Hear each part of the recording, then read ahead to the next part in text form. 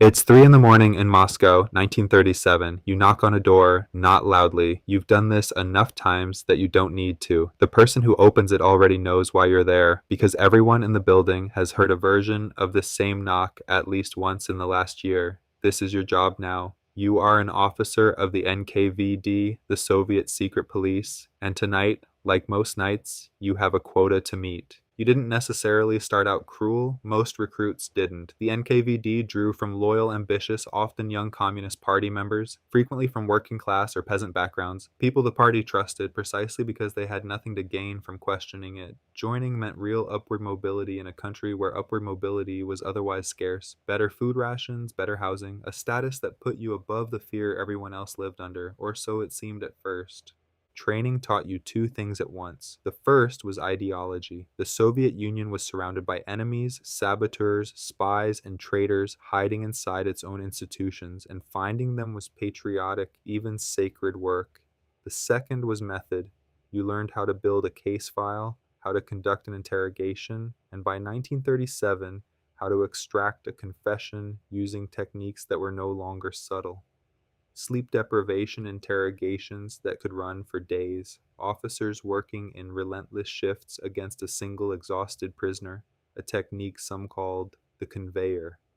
Physical coercion, formally authorized that same year, when the Politburo approved the use of, in their own bureaucratic phrase, physical pressure in interrogations. You were told the guilty always confessed eventually. You were rarely told that this was true, almost regardless of whether they'd actually done anything. The scale of your job wasn't left to your judgment. In July of 1937, an internal NKVD directive, Order number 00447, assigned literal numeric quotas region by region, a specific number of people to be arrested, sorted into two categories. Category 1 meant execution. Category 2 meant 8 to 10 years in a labor camp. Some regional officers, eager to prove their zeal, actually requested permission to exceed their assigned numbers, and got it. You didn't investigate crime so much as fill a numeric target, and a case file once open tended to justify itself. A forced confession implicated others, who were then arrested and forced to implicate still more people, a self-perpetuating machine that needed a constant supply of new names to keep running. The privileges were real, and they were designed to keep you invested. Access to special stores stocked with goods ordinary citizens couldn't get, a better apartment, sometimes a car, occasionally a state-assigned dacha outside the city for senior officers. In a country where basic goods were often scarce, that access alone was enough to make plenty of people look the other way at what the job actually required. It also meant you had something to lose, which made you easier to control. A privilege granted could always be revoked, along with everything else, including your freedom. You didn't do this alone.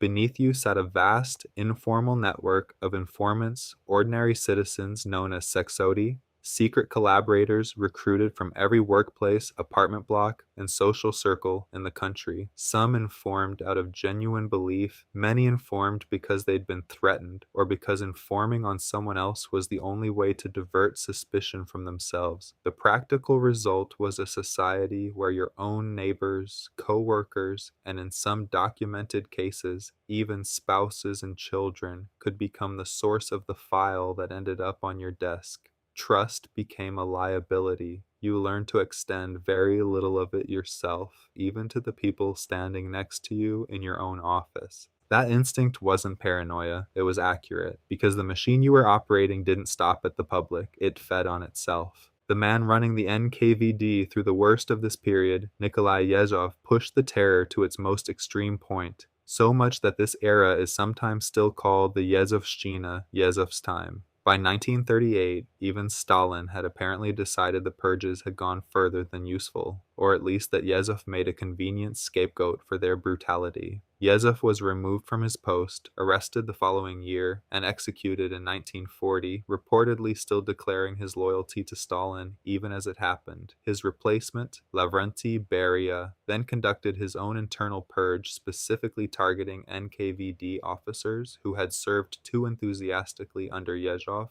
the very people who had spent 2 years filling quotas exactly as instructed. If you had been one of those officers, all your training, your privileges, your quota-hitting efficiency could just as easily have made you the next name in someone else's file. That's the part the job never advertised to you. There was no fixed side of the desk. The machinery you helped run had no permanent operators, only temporary ones, and it needed a fresh supply of both perpetrators and victims to keep justifying its own existence. Historians estimate that during the peak of the Great Terror, from 1937 to 1938 alone, roughly 700,000 people were executed under NKVD authority, with over 1 million more sent to the Gulag system. A meaningful number of the officers who carried that out did not survive the decade that followed either, consumed by the same apparatus they had staffed. The NKVD itself didn't survive the decade in its original form either.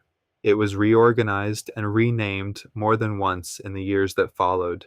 Its secret police functions eventually reshaped into what became, by 1954, the KGB, a more bureaucratized, professionalized successor that would run for the rest of the Soviet Union's existence. The mass quota terror of 1937 and 1938 was never repeated at that scale again, in part because even the state that built the machine seemed to understand, quietly, that it had come close to consuming itself entirely. None of this required you to be a monster from the start. It required a quota, a case file, a culture where refusing an order or questioning a target was itself treated as evidence of disloyalty, and enough people willing to follow that logic, one arrest at a time. That's what made the machine work. Not exceptional cruelty, ordinary obedience applied at scale for long enough that it stopped feeling like a choice at all.